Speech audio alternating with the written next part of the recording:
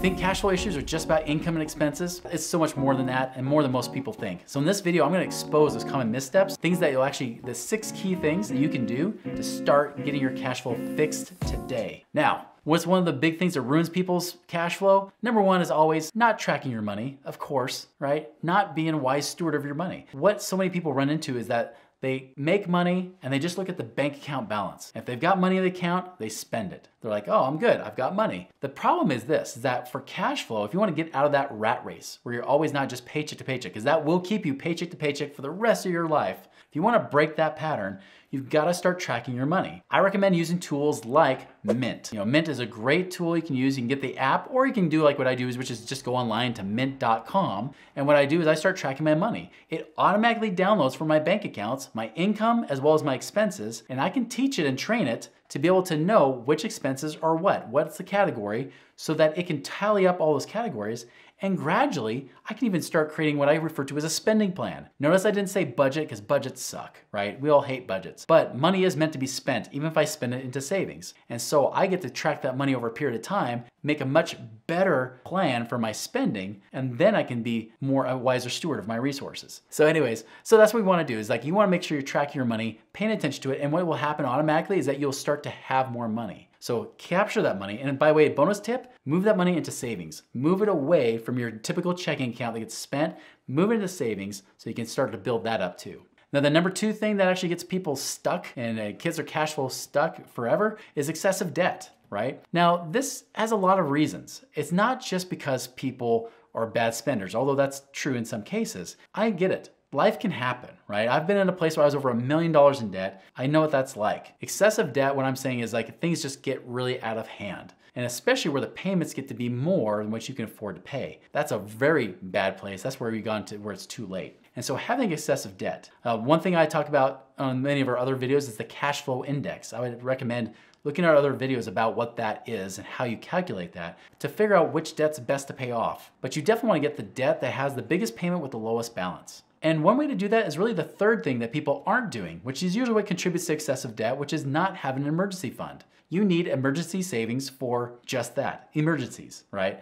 You need to build up that savings account. So often I'll see people, especially if they're getting started out with their money, they'll build up some savings and maybe they get a tax return and they feel great, and then they find something to spend it on. Or even worse, because their cash flow isn't under control and because they're negative cash flow each month, meaning that they spend more than what they make, they can't live within their means, what ends up happening is that they end up using up all their savings. That's a recipe for disaster. Because what can happen is this, is that, let's just say, even if you use it for wise purposes, maybe you try to pay off that number 2, you try to pay off that excessive debt. You use up all your savings, you're feeling happy, you paid off that debt, you congratulate yourself, and then like magic, later that month, something happens where you need that money back. Something happens where the washer or the dryer breaks, or maybe your car breaks down, or maybe your income drops just for that month and you don't have enough to pay all those bills. Something like that happens. That's the thing, it's like life can happen, right? Well, you need savings to really smooth out those experiences to make sure that you don't have to go back into debt again. Because what happens is that somebody might pay off a good interest rate debt to then only go and charge up a higher interest rate credit card to pay for those things, right? And we don't want to go in that place because it does 2 things to you. One, it can affect your cash flow for the worse. It might actually put you back worse than you were before.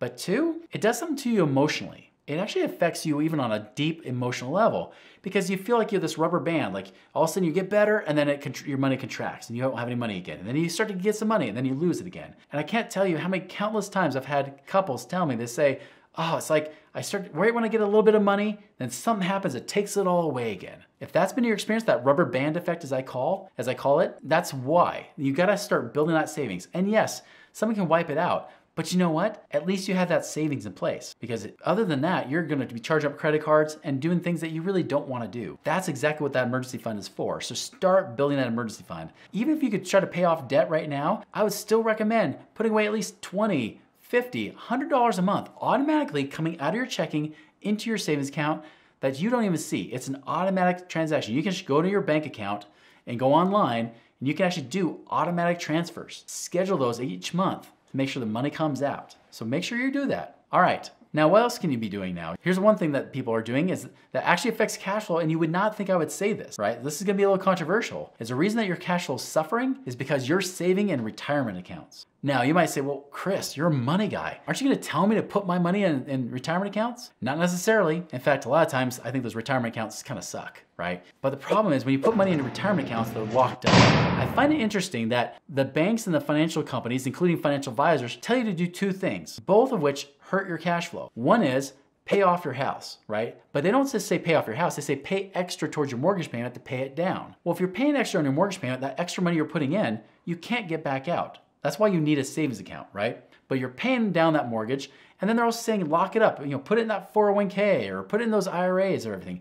Get it away from you, lock it up, ironically in the places that they want most. Because when you lock it up in those financial accounts, those retirement accounts, that's with the financial companies that the financial advisors work for. Conversely, when you also pay extra money towards your mortgage payment, you're now giving your money back to the banks who also financial companies work for. So what you're doing is you're basically just doing whatever the financial companies want, but it hurts your cash flow while making them more money. You need to take control of your own money right now. In my opinion, you should not be putting money into 401ks if you've got credit card debt. And in fact, if you got most debt for that matter, I don't think a 401k would do you much good because it's just taking money out of your pocket. It's like a negative 100% return. But Chris, I get the match. It's like free money. It is. But the problem is at what cost? Could that cost you more money? I've seen so many couples that when you really start to look at their cash flow, what we find is that they start charging up credit cards while also putting money in their 401ks. That doesn't make sense, guys. I can guarantee you a 401k, they are not that good. You're lucky to make 7 or 8% a year, even with the match in a 401k. If you do that versus paying down an 18 or 20% credit card, that doesn't make sense, guys. That's crazy. And every time you charge up that credit card, more money has to come out of your pocket every month. So not only are you paying for your 401k, now you're paying more in payments. It's just a horrible disaster. Don't do it. And so for many of you, saving retirement plans is not a good thing because it doesn't give you any cash flow. It doesn't make any difference on your month to month. It doesn't mean that you shouldn't be saving. It just means that those retirement accounts may not be the place to put your money, especially if you're having a hard time getting money or you have cash flow that's tight in the first place. Okay, the fifth thing is you're not increasing your income to fight inflation. We can talk about reducing expenses all day long, but increasing income, well, that's limitless. You can increase income all you want, right? So what can you do to increase your income? You could have a side hustle, right? You could have something on the side that pays you more money, but you can also go to your employer, go to your boss. Don't say this, don't say, I deserve a raise. When am I gonna get a raise? That's when you get fired.